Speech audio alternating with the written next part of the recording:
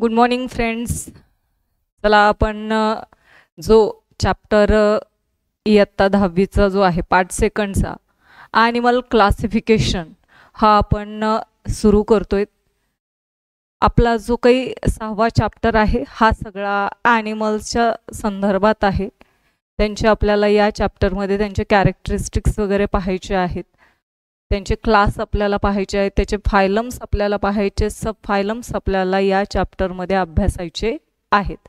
आणि त्या फायलम असतील किंवा क्लास असतील तर त्यांचे काय काय कॅरेक्टर्स आहेत तर यांच्याविषयी सुद्धा आपल्याला काय करायचं आहे, अभ्यास करायचा आहे. ओके, चला तर मग आपण आपल्या या 6व्या चॅप्टरला सुरुवात करत आहोत. आपल्या चॅप्टरचं नाव आहे ॲनिमल्स क्लासिफिकेशन. काय पाहायचं आहे आपल्याला? आपला जो चॅप्टर आहे, नवीन चॅप्टर आपल्याला सुरू करायचा आहे पार्ट सेकंडचा, ॲनिमल क्लासिफिकेशन. ओके, या ॲनिमल्स क्लासिफिकेशनमध्ये आपल्याला कोणकोणते टॉपिक लर्न करायचे आहेत तर हेही आपल्याला माहिती असायला पाहिजेत. तर कोणकोणते टॉपिक आहेत पहा लर्न करण्यासाठी आपल्याला? हिस्ट्री ऑफ ॲनिमल्स क्लासिफिकेशन, ॲनिमल्सची क्लासिफिकेशनची हिस्ट्री काय आहे, ते इतिहास काय तो अभ्यासायचा आहे. Criteria for animals classification of organisms, organism जे सजीवांचं वर्गीकरण आहे तर यांचे निकष काय आहेत या संदर्भात आपल्याला माहिती पाहिजे आहे. बेनिफिट्स ऑफ ॲनिमल क्लासिफिकेशन, ॲनिमलचं क्लासिफिकेशन म्हणजे जे काही सजीव आहेत किंवा प्राणी आहेत तर त्यांचं क्लासिफिकेशन केलं, वर्गीकरण जर केलं तर याचे फायदे आपल्याला काय आहेत, बेनिफिट्स काय आहेत हे पाहायचं आहे. ट्रॅडिशनल मेथड ऑफ ॲनिमल्स, ॲनिमलची प्राण्यांची ट्रॅडिशनल मेथड कोणती आहे क्लासिफिकेशनची.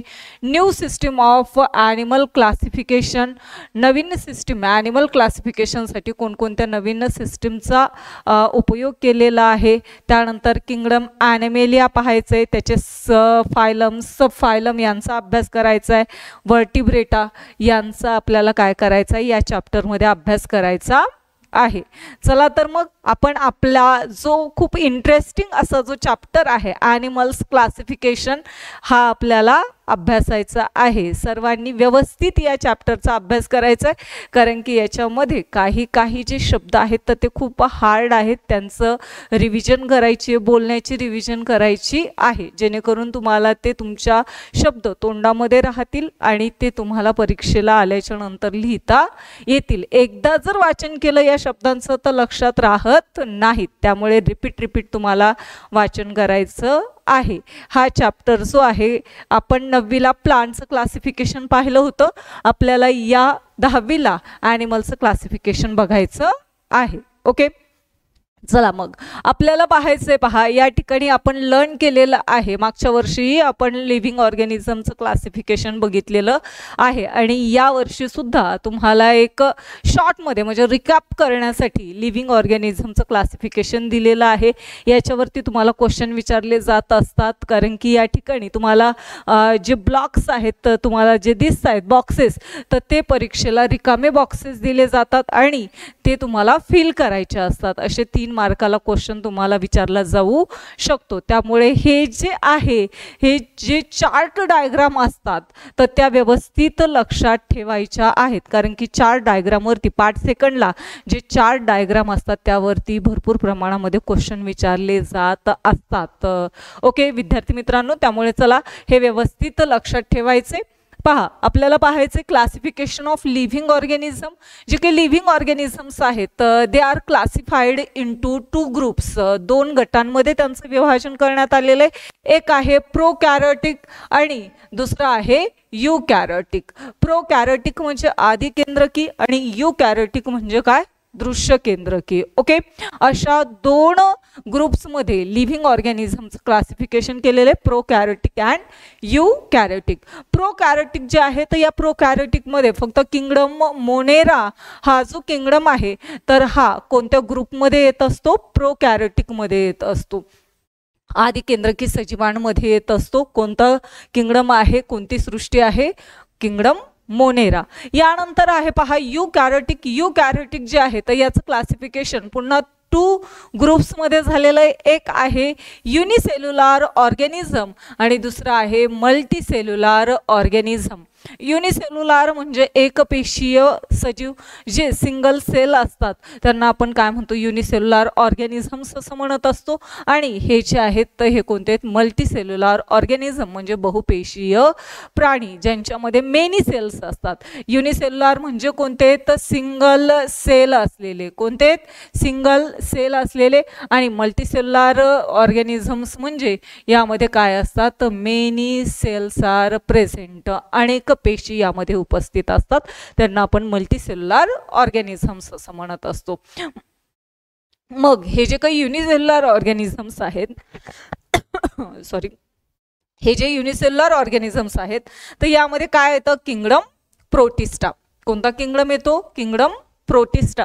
आणि जे युनिसेल्युलर ऑर्गॅनिझम्स आहेत तर ते आहेत पहा, अमिबा वगैरे असेल तर हे कशामध्ये येत असतात, युनिसेल्युलर ऑर्गॅनिझम्समध्ये येत असतात. आणि यामध्ये कोणतं किंगडम आहे, किंगडम प्रोटिस्टा आहे. त्यानंतर हे पहा मल्टीसेल्युलर ऑर्गॅनिझम, तर याचं दोन ग्रुपमध्ये गटांमध्ये क्लासिफिकेशन झालेलं आहे. एक आहे those with a cell wall, म्हणजे ज्यांना काय असतं, सेल वॉल असतात, पेशीभित्तिका असतात, असा एक ग्रुप आहे मल्टीसेल्युलर ऑर्गॅनिझममध्ये. And those without cell wall, आणि ज्यांना सेल वॉल नसतात म्हणजे पेशीभित्तिका नसतात अशांचा एक ग्रुप तयार केलेला आहे. असे लिव्हिंग ऑर्गॅनिझमचं जे क्लासिफिकेशन आहे तर हे दोन ग्रुपमध्ये झालेलं आहे. एक आहे विथ सेल वॉल आणि सेकंड आहे विदाउट सेल वॉल. ओके, मग जे विथ सेल वॉल आहेत तर या विथ सेल वॉल म्हणजे ज्यांना पेशीभित्तिका असते अशा ग्रुपमध्ये कोणते किंगडम येत असतात किंवा कोण येत असतात, ऑटोट्रॉप्स अँड हेटेरोट्रॉप्स. कोण येतात, ऑटोट्रॉप्स अँड हेटेरोट्रॉप्स. ऑटोट्रॉप्स म्हणजे काय, स्वयंपोषी. They make their own food, जे काय करत असतात, स्वतःचं अन्न स्वतः तयार करत असतात. दे मेक देअर ओन फूड, जे स्वतःचं अन्न स्वतः तयार करत असतात त्यांना आपण काय म्हणतो, ऑटोट्रॉप्स असं म्हणत असतो. आणि यामध्ये कोणते किंगडम येतात, किंगडम प्लांटी म्हणजेच वनस्पती सृष्टी येत असते. हे सगळ्यांना माहिती आहे. किंगडम प्लांटी जे आहे तर हे कशावर कोण असतात, ऑटोट्रॉप्स असतात. दे make their own food in presence of sunlight. Okay, next आहे पहा हेटेरोट्रॉप्स. हेटेरोट्रॉप्स म्हणजे ज्याला आपण परपोषी असं म्हणत असतो. तर हे जे काही हेटेरोट्रॉप्स आहेत तर हे कशावरती डिपेंड असतात, they depend on other organisms. कशावरती डिपेंड्स असतात, depends on other organisms for food. Okay, म्हणजे अन्नासाठी ते दुसऱ्या सजीवांवरती अवलंबून असतात, त्यांना आपण काय म्हणतो, हेटेरोट्रॉप्स असं म्हणत असतो. आणि याच्यामध्ये कोणी येत असतात, किंगडम फंगी. कोणते येतात, किंगडम फंगी. हे जे आहेत हे हेटेरोट्रॉप्समध्ये येत असतं. आणि जे विदाऊट सेल वॉल आहेत पहा तर या विदाऊट सेल वॉलमध्ये कोण येतात, किंगडम ॲनिमेलिया. कोणता किंगडम येतो, किंगडम ॲनिमेलिया जो आहे तर हा कशामध्ये येत असतो, विदाऊट सेल वॉलमध्ये येत असतो. आलंय लक्षात सर्वांना. हे जे काही लिव्हिंग ऑर्गॅनिझमचं क्लासिफिकेशन आहे तर हे सगळ्यांना व्यवस्थित लक्षात आलेलं असेल. ओके, हे मागच्या वर्षी झालेलं आहे आणि यावर्षीही तुम्हाला पुन्हा आलेलं आहे, त्यामुळे हे व्यवस्थित लक्षात असू द्यात. चला नेक्स्ट पाहू आपण. आपल्याला पाहायचे पहा हिस्ट्री ऑफ ॲनिमल क्लासिफिकेशन. कारण की हे जे काही ॲनिमलचं क्लासिफिकेशन आहे तर हे ॲनिमलचं क्लासिफिकेशन करण्यासाठी वेगवेगळ्या प्रकारचे सायंटिस्ट आलेले आहेत पहा. आणि या सायंटिस्टने काय केलेलं आहे, या ॲनिमलचं क्लासिफिकेशन केलेलं आहे. मग हे ॲनिमलचं क्लासिफिकेशन करण्यासाठी कोणकोणते सायंटिस्ट आपल्यासमोर आलेले आहेत ते आपल्याला पाहायचं आहे. कारण की हे जे वेगवेगळे सायंटिस्ट आहेत तर त्यांनी वेगवेगळ्या ग्रुप्समध्ये या ॲनिमलचं क्लासिफिकेशन केलेलं आहे. ओके, मग आता पहा काय सांगितले तुम्हाला, time to time different scientist have try to classify the animals. म्हणजे वेळोवेळी काय झालेले आहेत, हे जे काही वेगवेगळ्या प्रकारचे सायंटिस्ट आहेत तर हे सायंटिस्ट आलेले आहेत ॲनिमलचं क्लासिफिकेशन करण्यासाठी. आणि त्यांनी त्यांच्या पद्धतीने काय केलेलं आहे, ॲनिमलचं क्लासिफिकेशन केलेलं आहे. ओके, मग हा पहिल्यांदा आपल्या समोर जो सायंटिस्ट आलेला आहे तर तो कोणता आहे, ग्रीक फिलॉसॉफर आहे पहा, ॲरिस्टॉटल. कोण आहे, ॲरिस्टॉटल थिओफ्रॅस्टस. ओके, कोण आहे, Aristotle Theophrastus, Pliny, John Ray, Linnaeus हे जे काही सायंटिस्ट आहेत, तर या सायंटिस्टने कोणत्या बेसिक क्लासिफिकेशन केलेलं आहे ॲनिमल्ससाठी, कोणते बेसिक जे पद्धती आहेत तर ते कोणते यूज केलेले आहेत मेथड, तर त्यांनी काय घेतलेलं आहे, बॉडी साईज. काय घेतलेली आहे, बॉडी साईज, हॅबिट्स अँड हॅबिटॅट्स. हे काय त्यांचं बेसिक फॉर क्लासिफिकेशन आहे. क्लासिफिकेशन करण्यासाठी त्यांनी एक पाया म्हणून, मूलभूत पाया म्हणून कशाचा यूज केलेला आहे पहा. तर कशाचा यूज केलेला आहे, ॲनिमलचं बॉडी साईज, त्यानंतर त्याचं हॅबिट्स म्हणजे त्यांचा जो अधिवास आहे, हॅबिटॅट्स अधिवास, हॅबिट्स म्हणजे त्यांच्या सवयी. तर यांच्या आधारावरती त्यांनी ॲनिमलचं क्लासिफिकेशन करायला सुरुवात केलेली आहे. आणि या मेथडला काय म्हटलेलं आहे, आर्टिफिशियल मेथड असं म्हटलेलं आहे. कोणती मेथड म्हटलेलं आहे, आर्टिफिशियल मेथड असं म्हटलेलं आहे. कृत्रिम पद्धत म्हणून ही ओळखली जात असते. नेक्स्ट सायंटिस्ट आहे पहा, डॉब्स्की अँड मेयर. हे सायंटिस्टचे व्यवस्थित नावं लक्षात राहू द्या बरं का. कोणतं आहे, डॉब्स्की अँड मेयर. यांनी कोणत्या बेसिसवरती क्लासिफिकेशन केलेलं आहे, तर पहा, body organisation, type of cells, chromosomes, biochemical properties. कोणत्या बेसिक जे काही क्लासिफिकेशन आहे, कॅरेक्टरिस्टिक्स आहेत, तर त्या कोणत्या बेसिक कॅरेक्टरिस्टिक्सवरती या सायंटिस्टने, डॉब्स्की आणि मेयर यांनी क्लासिफिकेशन केलेलं आहे. तर बॉडी ऑर्गनायझेशन, शरीराचं जे काही संघटन आहे, तर त्यानुसार टाईप ऑफ सेल, त्यांच्यामध्ये असलेल्या ज्या पेशी आहेत, सेल्स आहेत, तर त्यांच्या प्रकारानुसार, क्रोमोसोम्स गुणसूत्रांनुसार, अँड बायोकेमिकल प्रॉपर्टीज म्हणजे त्यांच्यामध्ये असलेले जे जैव रासायनिक गुणधर्म आहेत, तर यानुसार डॉब्स्की अँड मेयर या सायंटिस्टने काय केलेलं आहे, क्लासिफिकेशन केलेलं आहे. त्यानंतर हे पहा, मेथड. मेथड कोणती मेथड यूज केलेली त्यांनी, natural system of classification.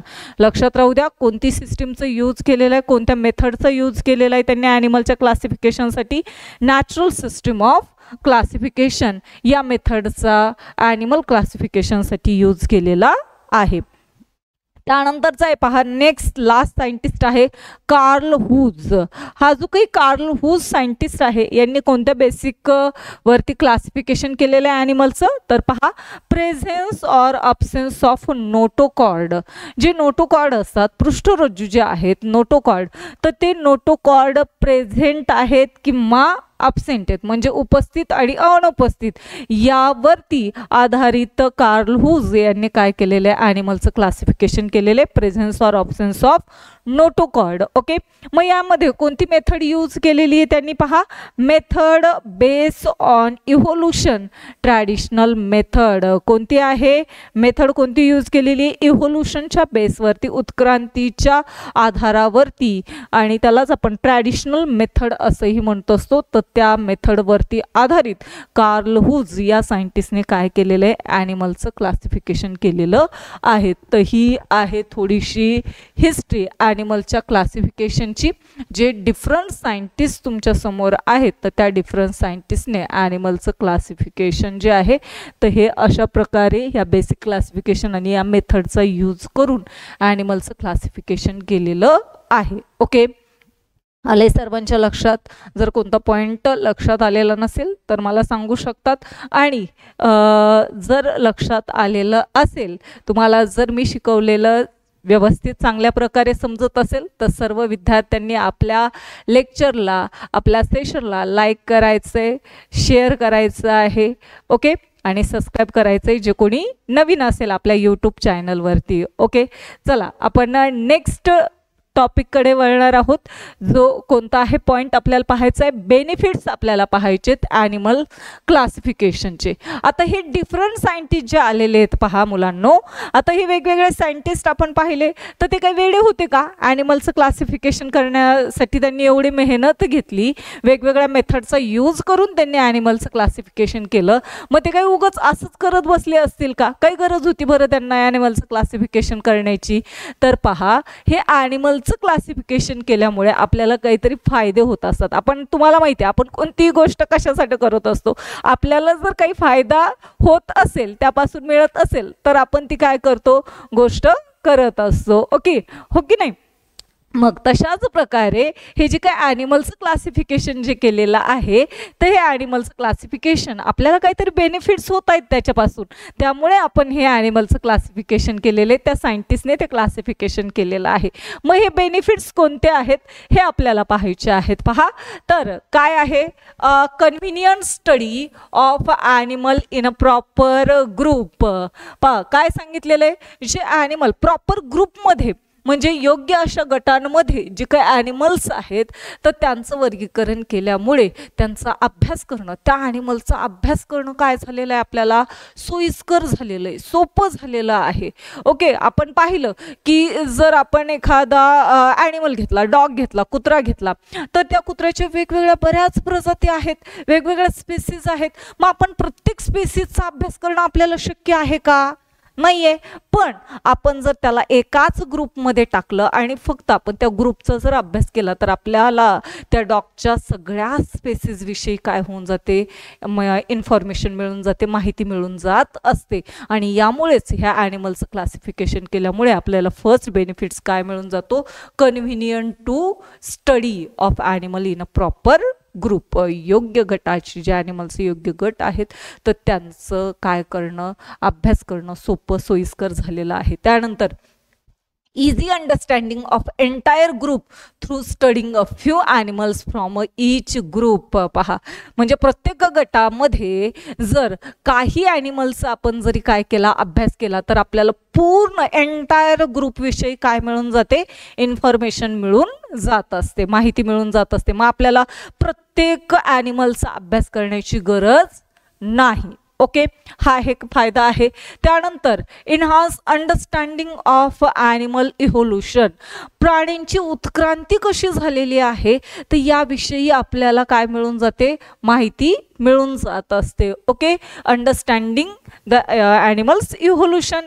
Accurate identification of animals enables accurate identification of animals. ॲनिमलचं आपण अचूक काय करू शकतो, यामुळे ओळखू शकतो. ॲनिमल्सला अचूकरित्या, अचूक पद्धतीने आपण काय करू शकतो, ओळखता येऊ शकतं किंवा येतं आपल्याला ॲनिमल्सचं क्लासिफिकेशन केल्यामुळे.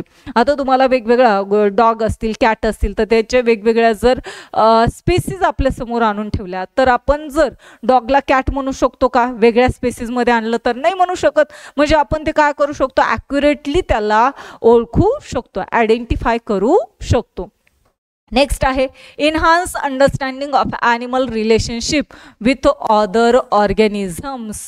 पहा, आपल्याला जे काही ॲनिमल्स आहेत, तर understanding of animals relationship with other organisms. आपल्याला एखाद्या ऑर्गॅनिझम, एखाद्या ॲनिमल्सची अदर ऑर्गॅनिझम, दुसऱ्या ऑर्गॅनिझमसोबतचं जे काही रिलेशनशिप आहे, म्हणजे संबंध आहे, तर तोही समजून घेण्यासाठी आपल्याला हे ॲनिमल क्लासिफिकेशन उपयोगाचं ठरत असतं.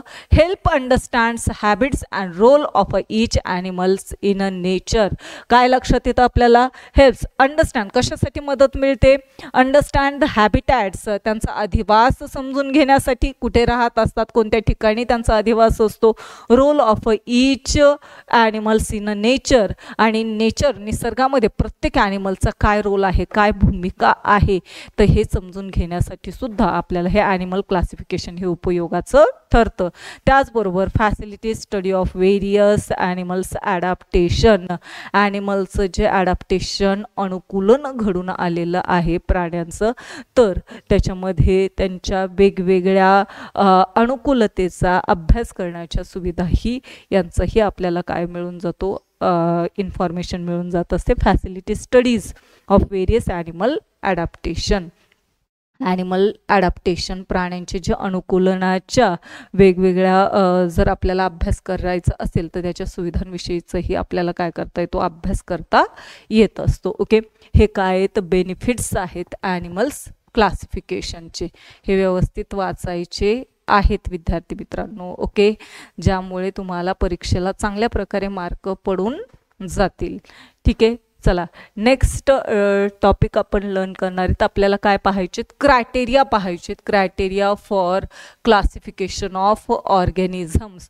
ऑर्गॅनिझमच्या क्लासिफिकेशनसाठी कोणकोणते निकष लक्षात घेतलेले आहेत, हे व्यवस्थित निकष लक्षात ठेवा, व्यवस्थित अभ्यासा, कारण की आपल्याला याच क्रायटेरियाचा वापर करून आपल्याला पुढे काय करायचंय, जे फायलम्स आहेत, क्लास आहेत, तर त्यांचे कॅरेक्टरिस्टिक्स अभ्यासायचे आहेत. तर पहा, the living organisms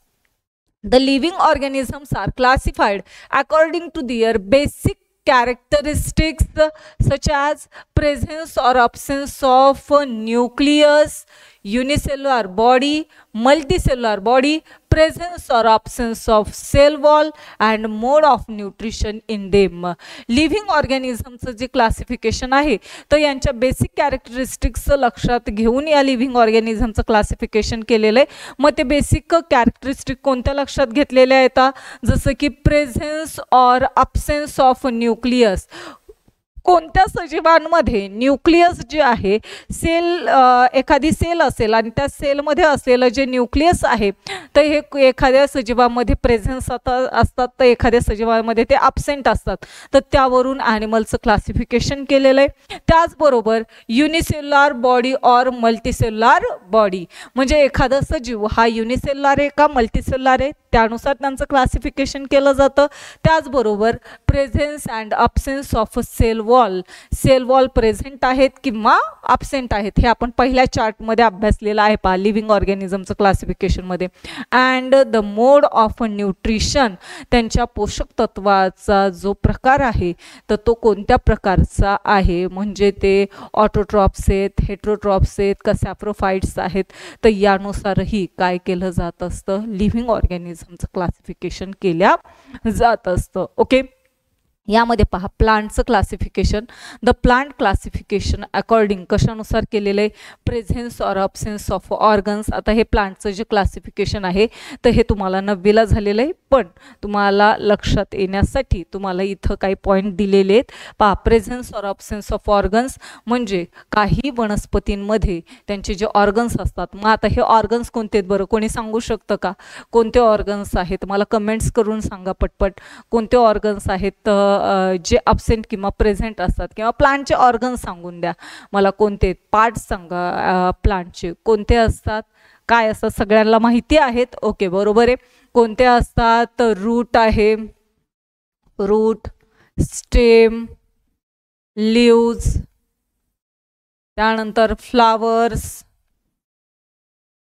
and fruits. Okay, हे जे काही पार्ट्स आहेत तर हे जे काही ऑर्गन्स आहेत तर या ऑर्गन्सच्या अब्सेन्स आणि प्रेझेन्सवरून सुद्धा प्लांटचं काय केलं जातं, क्लासिफिकेशन केल्या जात असतं. नेक्स्ट आहे presence or absence of separate conducting tissue for conduction of food and water, म्हणजे फूड आणि वॉटरचं कंडक्शन करण्यासाठी वेगवेगळ्या प्रकारच्या डिफरंट काय असतात कंडक्टिंग टिश्यूज असतात, तर त्यांच्या अब्सेन्स आणि प्रेझेन्सवरून काय केलं जातं, ॲनिमलचं क्लासिफिकेशन केलं जात असतं. मग आता हे तुम्हाला माहिती असायला पाहिजेत कोणत्या आहेत कंडक्टिंग टिश्यूज ज्या आहेत, तर या कंडक्टिंग टिश्यूज 2 प्रकारच्या असतात. एक आहे पहा झायलेम आणि दुसरी आहे फ्लोएम. कोणती आहे, झायलेम अँड फ्लोएम. या कंडक्टिंग टिश्यूज असतात प्लांटमध्ये. जी झायलेम आहे तर ही झायलेम काय कंडक्ट करते, कंडक्ट वॉटर. काय कंडक्ट करते, कंडक्ट वॉटर, म्हणजे पाणी वाहून नेण्याचं काम ही कोणती टिश्यू करत असते, कंडक्टिंग टिश्यू झायलेम. आणि फ्लोएम जे आहे तर हे काय कंडक्ट करते, कंडक्ट फूड. काय कंडक्ट करते, फूड कंडक्ट करत असते. तर ह्या ज्या काही 2 कंडक्टिंग टिश्यूज आहेत तर या 2 कंडक्टिंग टिश्यूजच्या अब्सेन्स आणि प्रेझेन्सवरून प्लांटचं क्लासिफिकेशन केलं जात असतं. नेक्स्ट आहे पहा presence or absence of seed in a plants. प्लांट्समध्ये सीड्स प्रेझेन्स आहेत किंवा अब्सेंट आहेत यावरूनही प्लांट्सचं क्लासिफिकेशन केलं जातं. बिया तुम्ही पाहिल्या असतील, काही फ्रूट्समध्ये काय असतात, बिया असतात, तर काही फळांमध्ये आपल्याला बिया दिसून येत नाही. केळ घेतलं तर केळीमध्ये बी आपल्याला दिसून येत नाही, पण आपण जर पोमोग्रॅनेट घ्या किंवा कस्टर्ड ॲपल घ्या तर यामध्ये आपल्याला काय, मँगो घ्या तर यांच्यामध्ये आपल्याला सीड्स दिसून येत असतात. ओके, त्यानंतर आहे fruit seeds are enclose in fruits or not, म्हणजे फळामध्ये असलेलं बी हे फळाच्या आतमध्ये असतात किंवा फळांच्या बाहेर असतात. तर यावरून सुद्धा काय केलं जातं, प्लांटचं क्लासिफिकेशन केलं जातं. आताच मी सांगितलं कस्टर्ड ॲपल तुम्ही पाहिलं, मँगो जर पाहिलं तर ते फळांच्या आतमध्ये त्यांच्या बिया असतात. पण कॅश्यू म्हणजे काय, काजू जर तुम्ही पाहिलं तर ते कुठे येतं, फळाच्या बाहेर येत असतं. ओके, म्हणजे फळ एका साईडला येतं आणि त्याची बी फळाच्या बाहेर असते. अशा यावरून सुद्धा काय केलं जातं, प्लांटचं क्लासिफिकेशन केल्या जात असतं. नेक्स्ट आहे number of cotyledons in a seeds 1 or 2. Cotyledons म्हणजे जे काही सीड्स आहेत तर त्या सीड्सचं बियांचे जे काही कॉटिलिडॉन्स असतात तर त्यानुसार काय केलं जातं, नंबर ऑफ कॉटिलिडॉन्स यावरून सीड्सचं काय केलं जातं, क्लासिफिकेशन, प्लांटचं क्लासिफिकेशन केलं जातं. म्हणजे पहा, काही जे सीड्स असतात तर त्या सीड्सचं काय होतं, एक त्याचे 2 इक्वल पार्ट तयार होत नाहीत, म्हणजे 2 इक्वल हॉल्स तयार होत नाहीत. यावरून, या कॉटिलिडॉन्स वरून सीड्सचं काय केलेलं आहे, क्लासिफिकेशन केलेलं आहे. जसं की पहा, फॉर एक्झाम्पल गहू घ्या तुम्ही, वीट घ्या, ज्वार घ्या. ओके, तर यांचे 2 इक्वल पार्टमध्ये सेपरेट भाग होतात का, त्याचे नाही होत. तांदूळ घ्या, राईस, तर त्यांना ज्यांचे 2 इक्वल पार्ट होत नाहीत तर त्यांना काय म्हणायचंय, मोनोकॉटिलिडॉन्स असं म्हणायचंय. काय म्हणायचंय, मोनोकॉटिलिडॉन्स, ज्यांचं काय होतं, एकच म्हणजे त्याचे 2 इक्वल पार्ट होत नाहीत त्यांना काय म्हणायचंय, मोनोकॉटिलिडॉन. आणि ज्याचं 2 इक्वल पार्ट्स मध्ये काय होतं, क्लासिफिकेशन होत असतं, त्यांना आपल्याला काय म्हणायचंय, डायकॉटिलिडॉन्स.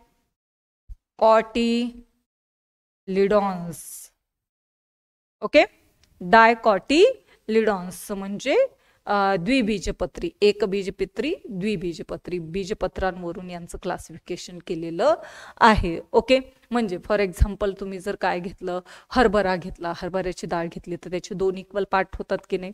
त्यानंतर वाटाणा घेतला, पी म्हणजे काय, वाटाण्याचे पण काय होतात, 2 इक्वल पार्ट होत असतात.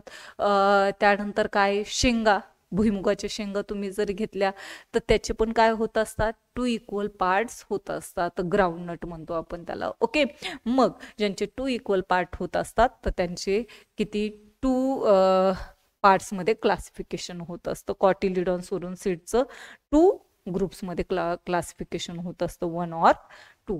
हे व्यवस्थित लक्षात आलेलं असेल. तर हे काय, तर क्रायटेरिया आपल्याला पुढे पाहायचेत. हे तुम्हाला ॲनिमलचं क्लासिफिकेशन सांगितलेलं होतं. ओके, नेक्स्ट आपल्याला पाहायचंय ॲनिमलचं क्लासिफिकेशन. ॲनिमलचं क्लासिफिकेशन जे आहे तर हे ॲनिमलचं क्लासिफिकेशन कशा प्रकारे केलेलं आहे हे आपल्याला पाहायचंय. पेन दिसतोय का व्यवस्थित? ओके,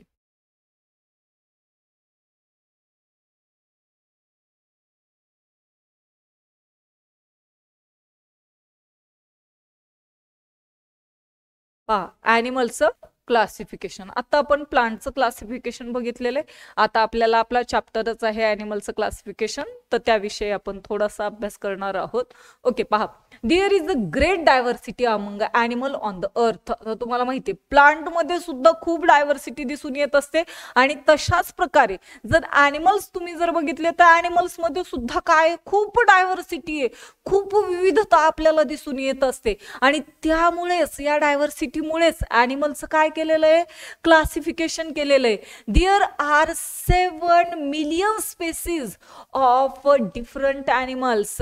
ॲनिमलच्या किती स्पेसीज प्रेझेंट आहेत, 7 मिलियन स्पेसीज प्रेझेंट आहेत. 7 दशलक्ष ज्या प्रजाती आहेत तर त्या ॲनिमलच्या अर्थवरती प्रेझेंट आहेत, उपस्थित आहेत. आणि या 7 मिलियन स्पेसीसचा अभ्यास करणं शक्य आहे का? आहे का विद्यार्थी मित्रांनो? एवढ्या 7 मिलियन स्पेसीसचा अभ्यास करणं शक्य आहे का? नाही. आणि त्यामुळेच यांचं जे क्लासिफिकेशन आहे तर हे वेगवेगळ्या सायंटिस्टने केलेलं आहे, जेणेकरून आपल्याला ते क्लासिफिकेशन चा अभ्यास करत असताना आपल्याला सोपं जाईल, सोयीस्कर जाईल. Okay, next depending. मग हे ॲनिमलचं क्लासिफिकेशन जे आहे तर हे कशावरून केलेलं आहे त्यालाच आपण ॲनिमल क्लासिफिकेशन असं म्हणत असतो. Depending upon their similarities and differences among these animals. त्या ॲनिमल्समध्ये, त्या प्राण्यांमध्ये असलेलं साम्य आणि भेद, म्हणजे त्यांच्यामध्ये काय सिमिलरिटी आहेत, काय त्यांच्यामध्ये डिफरन्सेस आहेत, सिमिलरिटी आणि डिफरन्सेस यावरून काय केलं जातं, ॲनिमलचं क्लासिफिकेशन केलं जात असतं. Then they are such a symmetric classification make it easy to study the great diverse animals form. मग यांचं क्लासिफिकेशन केल्यामुळे एवढा मोठ्या प्रमाणावरती जी डायव्हर्सिटी आपल्याला दिसून येत असते ॲनिमल्समध्ये, तर त्यांचा अभ्यास करणं आपल्याला या क्लासिफिकेशनमुळे शक्य झालेलं आहे. आणि यालाच आपण काय म्हणतो, ॲनिमल्स क्लासिफिकेशन असं म्हणत असतो. आलाय सगळ्यांच्या लक्षात? ओके, काही त्याच्या ट्रॅडिशनल मेथड्स आहेत पहा. ट्रॅडिशनल मेथड्स आपल्याला पाहायच्यात, पण बराच वेळ झालेला आहे. आपण जे ट्रॅडिशनल मेथड्स आहेत ॲनिमल क्लासिफिकेशनच्या, तर ते आपण नेक्स्ट लेक्चरमध्ये अभ्यासू. सर्वांनी हे जे लेक्चर आहे तर हे व्यवस्थित अभ्यासायचं आहे. सगळ्यांनी व्यवस्थित हे लेक्चर पाहायचं आहे. आणि ज्या मी नोट्स यावरती दिलेल्या आहेत तर त्या तुम्ही लिहून घेऊ शकतात अभ्यास करण्यासाठी, कारण की त्याचा परीक्षेला खूप जास्त प्रमाणामध्ये उपयोग होणार आहे. ओके, चला आपण या ठिकाणी थांबतोय. उद्या या पुढचं म्हणजे traditional method of animal classification जे आहे तर हे आपण नेक्स्ट लेक्चरमध्ये अभ्यासू. चला सर्वांना बाय.